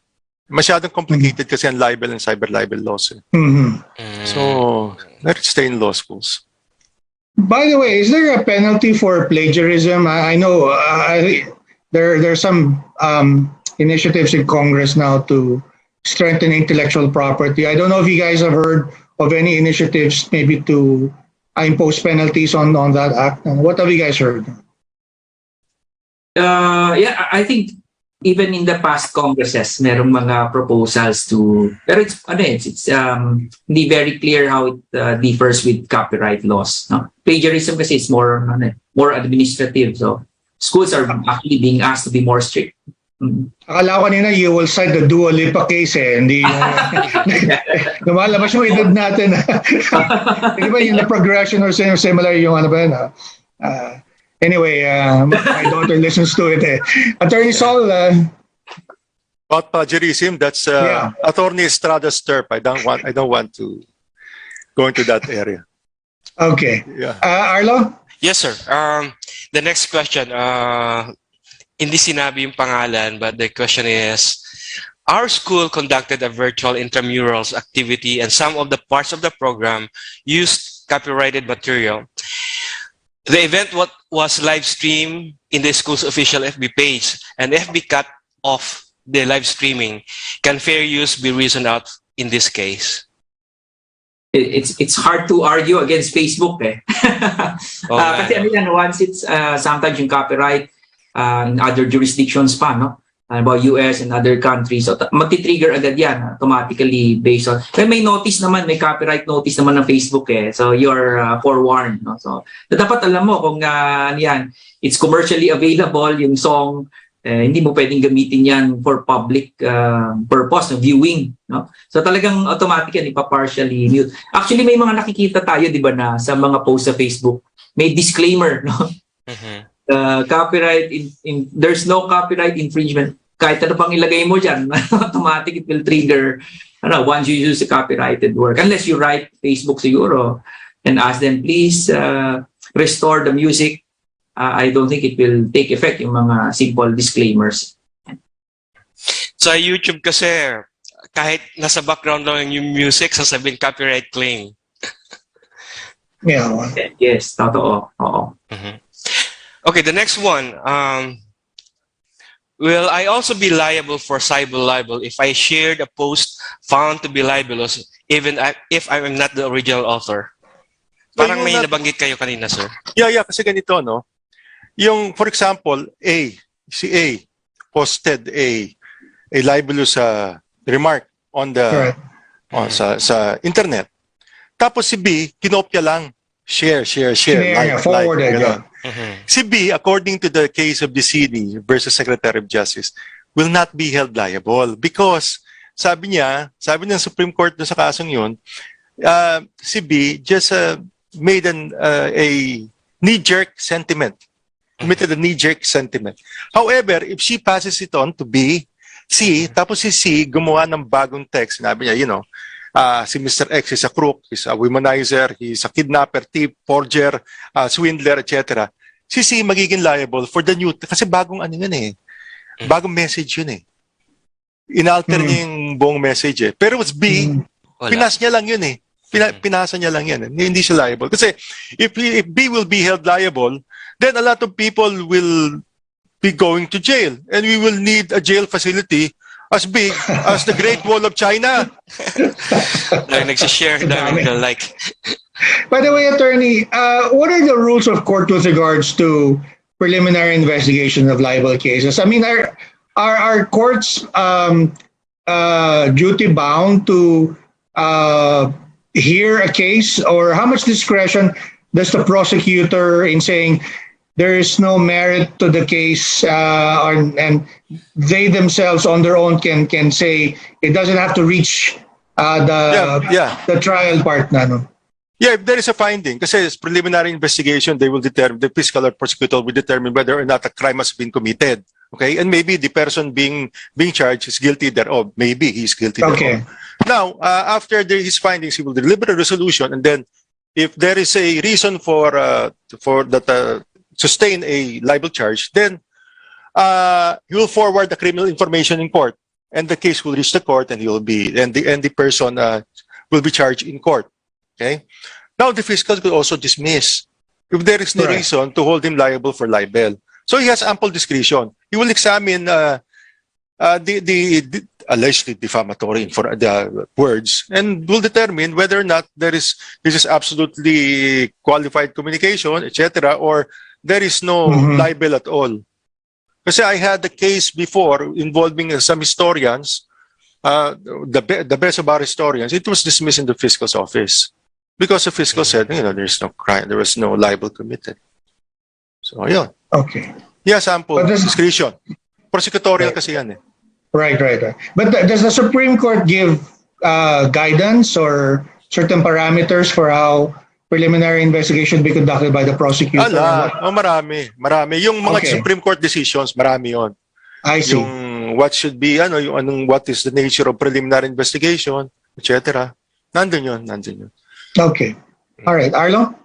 Okay, this is definitely from a campus journalist. I would like to ask if in a situation where we get sued for libel, what do you advise that we first do? Get a lawyer. Hire Attorney Sol or Attorney Erap. Get a lawyer. The first thing you have to do is get a lawyer, because if you're not a lawyer, you wouldn't know what to say. Baka kung ano-ano yung pinagsusulat mo dyan. Tapos, before you know it, na-convict ka na. Kung cyberlibel yan, executed yan. Ibig sabihin, ng executed judgment, if for example, you're convicted for libel only, not cyberlibel.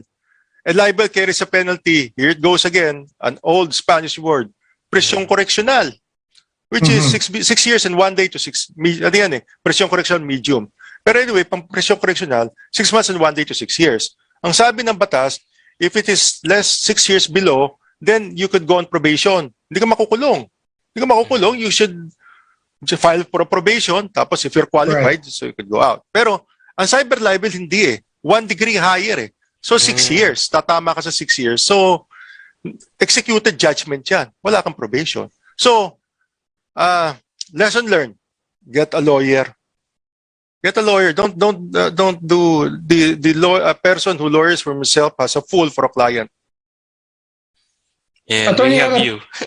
Attorney Erap, you're talking to a lot of schools. Is there a move or initiative to maybe onboard a legal advisor to work with the campus journalist?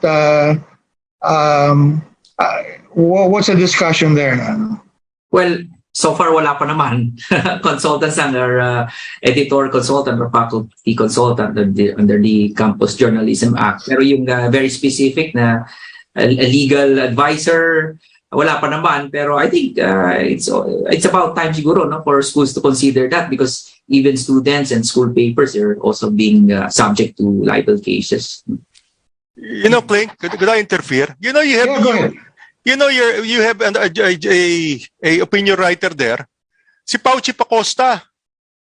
Yes. Pauchi Pacosta. She could take on that Obligatory. case if it involves a campus publication. Surely. And pwede niya kunin yan. Sigurado ako Yeah. kukunin niya yan. Kukunin niya yan, sigurado ko. And she writes for you. A column, That's right. weekly column for you. Yes. Yes, Yeah. yes. Actually, daily. Thank you. Yeah. Oh, Public Attorney's Budget. Office is all open Oh. to, yeah. oh. Public Defender. Arlo? Yes. Is there a possibility of a reversal of a decision for a libel complaint which has been dismissed? If so, what are the possible consequences? Sorry. Oh, Yes, nga, sir. no? The reversal of a decision, you know, every time a case is filed in court, there is a possibility that a person may be convicted or acquitted. Now, if it's a libel case, the first possibility of acquittal or conviction is in the RTC. Secondary level yan, regional trial court. And then after the RTC, it goes up to the CA and then the Supreme Court. Now, if there is the CA, if there is an appeal, for example, there's a judgment conviction. Kasi pang acquittal yan, wala na yan eh. Double jeopardy will attach eh. Wala na. Okay? Except yung kung judgment of civil liability. Pero let's go to the libel proper, which is criminal. Now, if it goes up to the CA, then there can be reversal and the accused will be freed of any criminal liability. Or if he is convicted, dapat pala gender neutral na lang. He or she is convicted, pwedeng umakyat siya sa Supreme Court. And the Supreme Court is a little bit more lenient. Now, there's a Supreme Court memorandum circular which says that the courts should be more lenient and should maybe it was directory, hindi naman mandatory. Maybe the Supreme Court could just impose a penalty of fine. If hindi kung first time naging offender yun, hindi namang katakot-takot ang mga libel suits.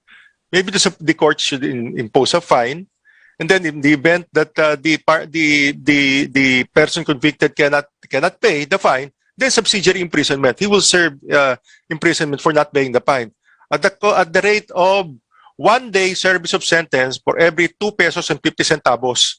Sabi ko sa inyo, matanda na yung RPC natin, revised penal code natin. So, pag hindi ka makabayad ng 2 pesos 50 centavos, 1 day imprisonment yun. Yun. Subsidiary imprisonment ang tawag doon. For failure to pay a fine. Okay, although nasagot na to kanina, but I'm just going to read it anyway. When sued for libel, what is the best thing journalists can do? Is to hire a lawyer, right? Of course. Of course naman. Oh. Hindi naman sila abogado, may demanda na eh. Oh, Inaasunto na siya, di ba? Oh. okay. So This one, sir. you don't recommend reaching out to the person, maybe To settle? because well later the court mandates, di ba, mandatory mediation ng libel, di ba? Oh, So pero you dapat don't- may lawyer muna. Lawyer mo, okay. Oh, kasi hindi natin alam ang gravity ng libel charge Right. kung sino yung tao yun, di ba? Okay. So, Next one. Can the honorable speakers enlighten us about the case of Maria Ressa being convicted of libel? Of Rappler. Rappler. I will answer that. Which one? Kasi madami yun eh. But I think if I think that's the ones that the one with Attorney Corona, Chief Justice Corona, I think Attorney Sol, I think you may have been following that. Yeah, what I know is what I heard only in what I read only in Time magazine. Yung Time magazine lang. Yung digital. Yeah. Sorry, I read the digital version. Anyway, Yeah. ang sabi niya doon, ang account nila doon, kasi I'm not following up on the case and I'm not a counsel for Rappler or Maria Ressa, and besides, it's sub judice, so I'll just quote the magazine, the allegations contained in the magazine article, di ba? I think it's on appeal. I think there was a conviction made by the regional trial court. Now, the problem there, the problem there is that the person libeled was a private individual. Right, a businessman, yeah. A businessman, parang pinahiram yata. I'm not sure, parang pinahiram yata ng auto si Chief Ng Justice si- Corona. yeah. Oo. So, Ang problema doon, hindi naman siya ano eh, yung private businessman na nagdemanda eh. Tapos ang nirereklamo naman nung kabila, kasi Rappler I'm not siding on anybody, ano? I'm not siding on anybody. Sabihin niyo pro Rappler ako kasi yung parating tumitistigo po kay Reza, yung ano ko, yung cousin-in-law ko. Pero ganito yan. Ganito kasi yan. Well, I just want to stay neutral, ano? I just want to stay neutral. Kasi there was a publication. Sabi ng proponent, I mean, it's libelous, okay? She libeled me or Rappler libeled me. Tapos at that time, wala pang cyberlibel law. And then there was republication. Nagkaroon ng bagong republication. Okay? Update, yeah. It was updated sa website, yeah. Pero meron na siyang cyberlibel law. Eh kasi dito sa Pilipinas, we subscribe to the multiple yung multiple libel, ano, we could if for example, you publish this article on September 1, on September 5, you republish the article, you could be charged with 2 counts of libel. 2 counts. For the same article? For the same article, except of course, when you talk about yung naglibel ako tapos cyberlibel. Kaya sabi ko medyo komplikado. If it's cyberlibel and libel, isang ano lang yun, isang kaso lang yun kasi the elements of cyberlibel are contained in the definition of libel as the same appears in Article 355 of the Revised Penal Code. So isang ano, pero for example, September 3, nagkaroon ng libelous article. September 10, nagkaroon ng libelous article, 2 counts yun. Dalawang kaso yun. Yung nangyari doon, nabasa ko sa Time lang hindi ako pasok sa Time Magazine. Yung Time Magazine saan nangyari doon, pinublish yung article, wala pa cyberlibel law, nung nirepublish, meron na cyberlibel law. So yun ang basis ng prosecution. Tapos, ang malaking question doon kasi yung ano hindi naman yun talaga yung whether or not, cyberlibel, meron. Hindi kung yung tinatawag namin ex post facto law, retroactive effect, hindi ganun Ang malaking question doon, which is the jury is still out on this one. Kasi according to the law on libel, kasi 'di ba is only a mode of committing libel, 'di ba? Yung cyberlibel is only a way of committing libel as defined in the Revised Penal Code in 1932. Ang malaking question doon sabi doon sa Revised Penal Code, 1 year prescribed ang crime. What do you mean prescribed? You cannot prosecute anymore. Kasi prescribed 1 year from the date of commission. Matagal na nangyari yun. Pero, ang sabi ng tumaas ang penalty kasi ang problema doon sa loan cybercrime of 2012, hindi naman nila dinefine hindi walang penalty involved Sinabi lang nila 1 degree. Hindi naman talaga nila dinefine they only referred to ang section 6 na sabing ganon, all crimes punishable by the Revised Penal Code committed by a computer, etc., is pwede maging cyber threat yan. If the crime of threat is committed through a computer, cyber threat, etc. Tataas ang 1 degree. Mag-1 degree. Ang problema, ang 1 degree is more than 6 years. Ang sabi naman ng Department of Justice, kung 1 degree, kung more than 6 years yan, sabi ng batas, dapat 12 years. 12 years ang prescription period. Hindi 1 year. Kasi sabi ng batas 12 years. So, sabi naman ng judge, I found a unpublished Supreme Court decision. It said 15 years. So, the jury is still out on that one. Is it 1 year or is it 12 years or is it 15 years? I cannot say anything because the case is on appeal. Yeah, but yeah, but can you just clarify what's the role of the government here? Because the plaintiff, the accuser, is a private businessman. The defendant is, of course, a Rappler. So, but what's in the news all the time is Malacanang is supposedly persecuting Maria Ressa or doing something nefarious. What's the situation there? I don't know the exact situation because as I told you, I'm not following up on the case. I do not know if he has a private, the person who filed the case has a private prosecutor or the fiscal has taken over the case. You know, Okay, if okay. it's a criminal case, it's an offense against the Republic of the Philippines. Kaya pan dumating sa husgado yan, nakalagay dun People of the Philippines versus... Oh, yeah. Kasi it's a crime against the state A Right. criminal act is a crime against the state. The person na libeled is only a private complainant. He could file a separate civil action, but he could also include that in the criminal case. Pero yung the government could pursue the action because people of the Philippines through the prosecutor's office. Yeah. Erap, you want to weigh in? And I know you probably been reading this like Attorney Sol from the news. You want to care? Papahamak na rin kita para sabay-sabay tayo lahat. Okay na ako, Clink. Okay, the next question is for Attorney Estrada. This is from Elvira Chua from PNU Mindanao. There is an original research article but not yet published by the original author. It was copied by another person and published the article without the name of the original author. Is it a case with probable cause on copyright infringement?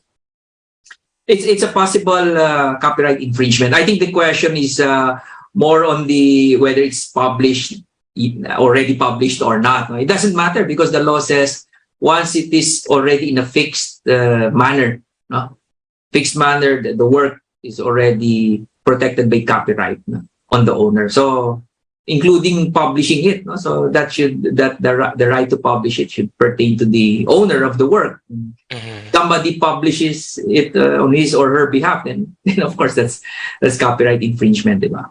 Thank you, Elvira. I think Arlo, we're close to noon already. Maybe we can ask one more question. And then if you don't mind, Attorney Erap, Attorney Sol would like maybe to forward you the question so maybe you can see them after the event. Arlo, last question natin. Yes, sir. What is your take about this? Our law uses to weaponize or intimidate our media people. And sometimes they use the libel or cyberlibel pag na-insult sila sa facts na sinasabi ng mga journalists. Parang naging defense mechanism. Di ba nakalagay naman dun sa ruling ni Ben Caguiwa, Justice Ben Caguiwa ng Supreme Court. Sinabi niya dun sa recent ruling nila ng Supreme Court, it's a collegial body kasi, di ba? Although he was the ponente. Ang sabi niya, the newspapers should have a little more leeway. I'm just quoting his words. A little more leeway in presenting the facts. Because to do its work and its function, newspapers should have a little more leeway. Hindi para siraan ang reputasyon ng ibang tao o yung private individual, pero to present yung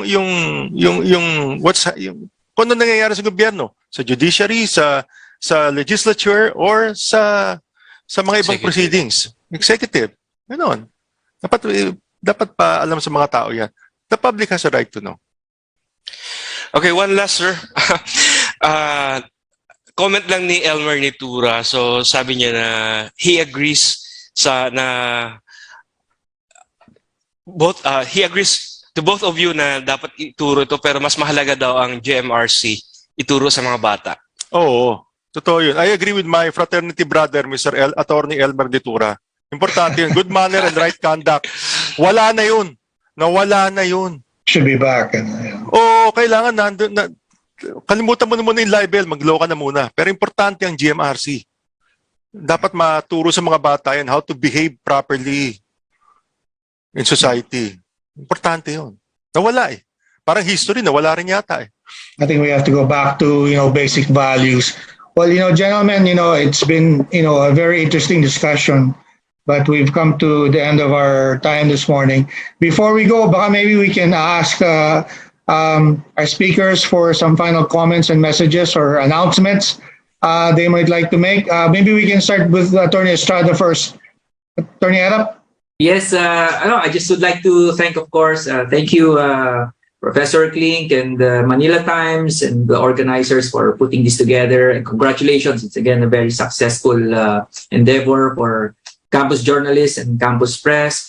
And just encourage our educators and students to be more aware about these matters, cyber libel, libel, especially now in this social media age, and of course copyright. So that we protect ourselves against cases, and that we also help protect others, no, in their work, and of course protect press freedom and freedom of the press and freedom of speech and expression. So maraming salamat. Yun lang po. Thank you, Manila Times.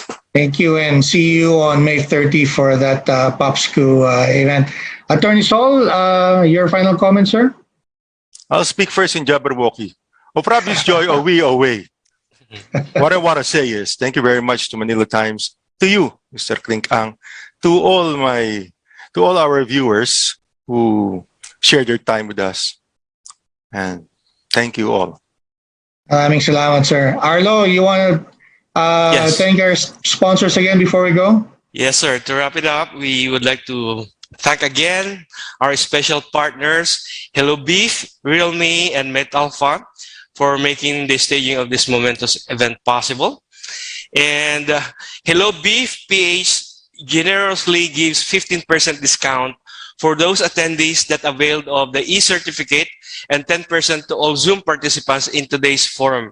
You can reach them through denise.saludo@manilatimes.net. That's denise.saludo@manilatimes.net for your discount, or visit their Facebook and Instagram pages at Hello Beef PH. So of course, we would like to thank the Manila Times TV, our media partner and our organization partners, British Chamber of Commerce Philippines, CCI France Philippines, Davao City Chamber of Commerce and Industry, Italian Chamber of Commerce in the Philippines, Financial Executives Institute of the Philippines, Italian Chamber of Commerce of the Philippines, Management Association of the Philippines, Nordic Chamber of Commerce of the Philippines, Philippine Center for Islam and Democracy, and She Talks Peace. Again, we enjoin you to follow the Manila Times on Facebook, Twitter, Instagram, as well as YouTube and Dailymotion to get the freshest news all the time. Thank you. Thank you. See you at the next forum. Thank Bye-bye. you. Thank you. Bye-bye.